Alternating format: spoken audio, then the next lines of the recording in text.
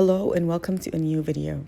Today I'm going to show you how to paint and antique carved wood. This video has been requested a lot on my Facebook page and on an Instagram account, and it is actually a very easy process. Here I am using a piece of natural wood that is carved as you see in this beautiful pattern. I'm going to use chalk paint to paint this piece, and it does not need any surface prep as it is natural wood. The only thing I'm going to do is give it a light sanding where the carving is a little bit rough. I'm using a round tip brush with very smooth hairs. This is a synthetic brush, and this is the only kind of brush actually that can get the paint into all the tight areas. It is very important to get the paint into all the tight areas by dabbing a little bit, because if you use a flat brush, it doesn't do the job that well. And actually, throughout the whole process of painting the wood and trying to make it look old and vintage and antique, this is the only kind of brush we're going to use. So I'm just trying to get the paint into all the tight areas, as I said. I gave this piece 2 coats of paint, and between each coat I did sand the piece again, because actually when you paint carved wood, if it is not very well sanded, the paint actually brings out the rough areas in the carving. So I did give it a very good sanding after the first coat of paint.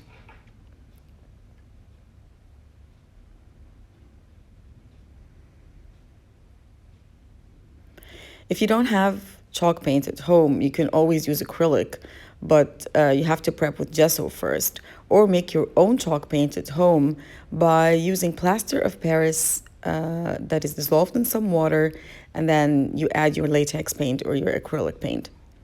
Here is after I had given it the 2 coats already, and here I'm using a watered down chalk paint. Now, if you don't have this and you don't want to make a big batch of chalk paint, this is just acrylic paint with a little bit of talcum powder and water.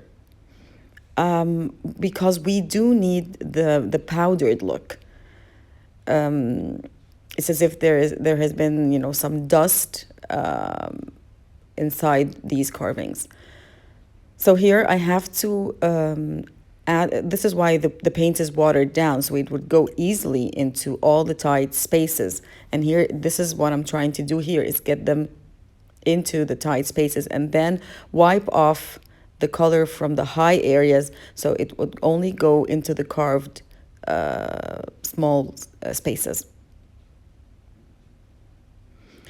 You can wipe as much as you want. If you like the color you put on top, you can wipe only a little bit of color. If you want the green to be more eminent, as I wanted, I did wipe a lot. So the powder is only, or the powdered paint is only inside the small spaces. There is also a product on the market by the Turkish brand Cadence called Antique Powder, and this is a ready-to-use watered down chalk paint, so that you can use for this process. But I don't see why, this is a very nice alternative that can be done easily at home.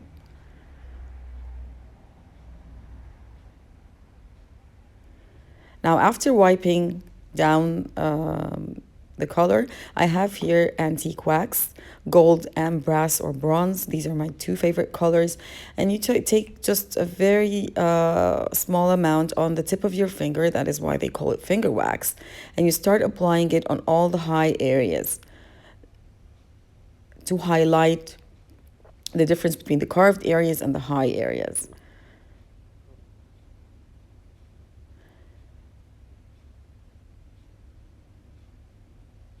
And you can add as little or as much as you like. Some people like it very shiny. For me, it's not really the look I'm going for. And after I add gold to the whole surface, the brass is just added randomly, not on top of all the gold exactly. Here, I'm using patina. Patina, if you don't have patina, it's just oil paint, dark brown, which is, you may use sepia, you may use Van Dyke, you may use burnt umber, and it's mixed with turpentine. And using the same brush, the round tip, smooth synthetic brush, again, you start pushing your patina into all the tight spaces. This step is optional, and it can be done actually before the wax, but I kind of forgot, and I just wanted to show you that it's possible after the wax. And now I just keep doing what I did with the antique powder or the powdered down paint, of the watered down powder paint. So you have the look of the dust plus the dark look that makes it look more antique and vintage. Now, after that, I felt it was a little bit too dark, so I went again with my antique powder paint, just very lightly on top. The oil color dries very slowly. You should wait until the oil color is fully dry and then go ahead and go to this step. But I just want, for the sake of demonstration for the video, I just went on and did it to show you the effect I was going for. And then again, I just went on very small parts, small dots on the outside with gold wax again. And this is the finished product. I really like that look. Now we have a second technique. Here I have a wood piece that has already been treated with gold leaf. I bought it that way, and I didn't like that it was too bright, and I wanted to show you a different technique. I am using again chalk paint because chalk paint doesn't need any prep, and I want the gold color to show through. So using the same round tip brush, synthetic smooth hair, I'm applying the chalk paint to all the piece. I'm not fully covering it because I don't want it to be fully covered.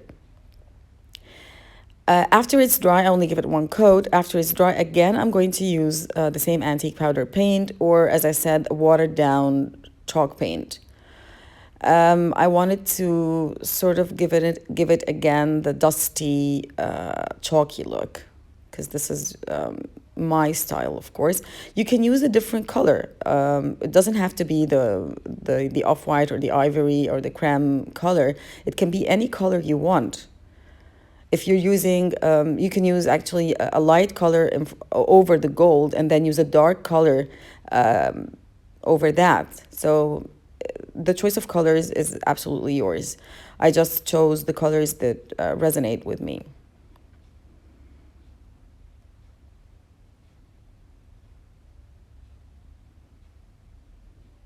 And then just wipe off the excess. And then that is it. And again, I like the look very much instead of the very bright gold leaf. This technique I have been requested to show a lot. Now, this is a wood piece that I painted in black.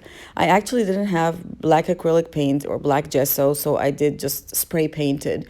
And it was actually easy because it was very fast to get into, you know, all the carved areas that are actually hidden. Now I'm going to use, again, finger wax, and I'm using gold, brass, and rose gold. And using the same round tip smooth synthetic hair brush, I'm going to apply these waxes. I usually start with the gold and go all over my piece.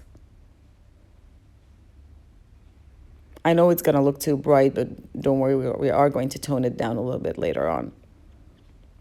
So just go over the whole piece, the high areas and the low areas, and on the inside if you can, inside of the carving.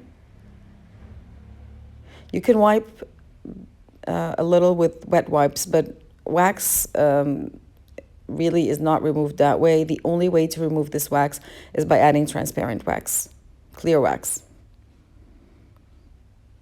So you get a rag with clear wax on top and you can remove it. So here again, I'm going all over my piece with the gold wax. And I'm showing you here the brush. These brushes I actually got from IKEA. They're very nice. They're actually a set of 6 brushes, 3 round tips and 3 flat ones of different sizes. And it's actually very reasonably priced. And at the same time, they are of a very nice quality. And here I'm adding the rose gold, but the rose gold is added randomly, not all, on all the gold painted surfaces. And then again, you can wipe down a little if you want, but don't worry, we'll tone it down later. I do the same thing with the brass. The brass color also has the word bronze written on it, so you can buy any one of them. And now I have finished adding the wax. It looks too bright for my taste. So here is a little bit of black chalk paint, or you can do it with acrylic, or if you have black wax, you can use that. So I'm just going over the piece again randomly, trying to tone down the very bright color. You can actually call this also a metal effect, because this is how you give a metal effect to any other surface. And you can use, if you don't have the finger wax, you can use metallic acrylic paints.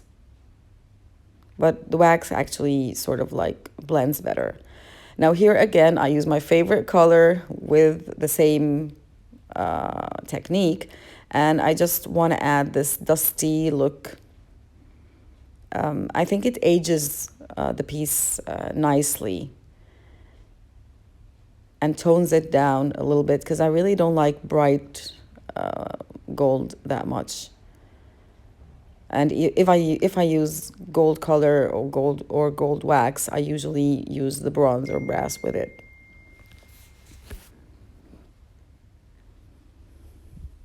Then this is the finished product.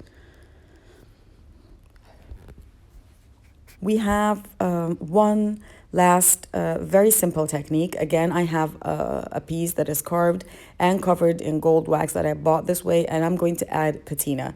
We did explain what patina is before, and by the way, it does not have to be brown.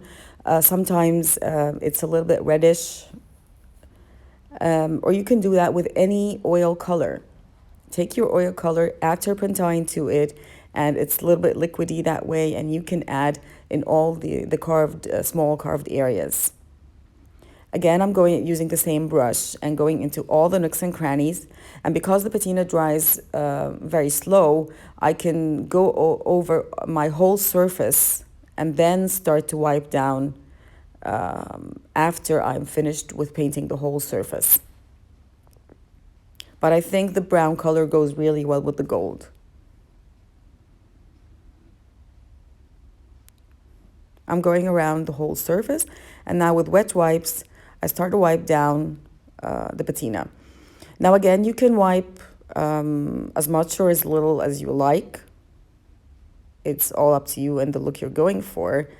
And this is it. But then I go again with my favorite color. And it's sort of like a dry brushing technique, but it's not dry brushing, but it looks like it. And you can actually wait until the patina is completely dry and use a dry brush with the color of your choice to do this aging or antiquing step. And you know, it's a very small step, but gives a very nice result in the end. And then you wipe it down as little or as much as you like. And this is the finished product. I hope you found the video useful and that you liked it. Leave me a comment, and if you want to watch other videos or other techniques, just let me know. Thank you very much.